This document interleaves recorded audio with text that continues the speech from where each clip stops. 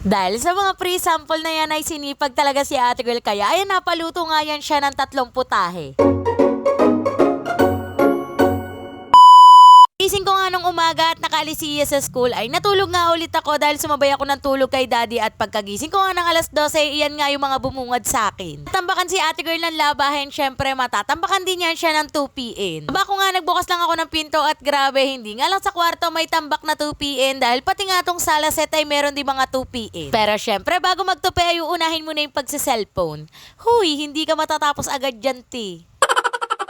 Hindi naman marami yung damit na tutupiin dito sa sala set at mas marami pa talaga yung damit na nakatambak doon sa kwarto namin ni daddy. Pero inuna ko na nga tupiin yun nandyan sa may sala set dahil kapag bukas na bukas yung pinto, pag may nakakitang tao ay makikita nga yung mga tambak na damit na yan. After magtupi ng babae, babalik sana yan sa taas para maglaro ng higa-higaan sa kwarto pero may dumating nga na parcel kaya ayan sipag na sipag si ate girl. Sobrang bait nga ng Dr. Rerja dahil lahat talaga nang nirequest ko ayan at pinadala niya. Dahil may pre-sample ang babae, ayan samahan niyo na naman niya siyang magsipagsipagan sa pagluluto. Marami pa namang meal prep na pwedeng initin sa rep pero meron nga mga bakanting Tupperware kaya ayan sinisipag nga yung babae na yan magluto. Para bang ang gustong mangyari ng babae ay walang mabakanting Tupperware at lahat ng gusto niyan ay may laman.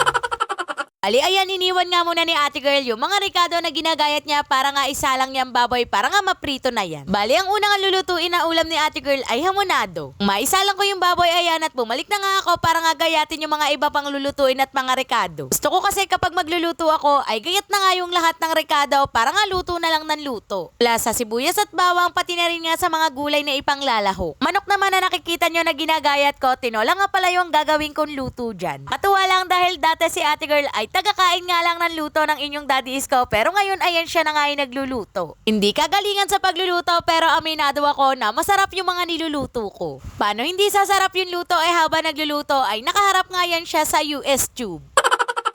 Pero kahit naman nanonood sa US tube ang babae na yan ay minsan hindi rin naman niya sinusunod yung proseso dun. Sabi ko nga sa inyo may iba't ibang way tayo ng pagluluto kaya walang pakailamanan. Huy, bakit nangaaway na naman yan? Tara, simulan na natin yung pagluluto ni ate girl. Nung kabilang meal prep nga ni ate girl ay hamonado na manok yung niluto niya pero nakaka-LL nga yan ngayon kaya ayan baboy yung lulutuin niya na hamonado. Kapag nagluluto si ate girl ay tansyameter lang talaga at hindi na nga yan nagsusukat-sukat pa. Ganyan kagaling magluto si ate girl, tansya-tansya lang. Huy, napakayabang.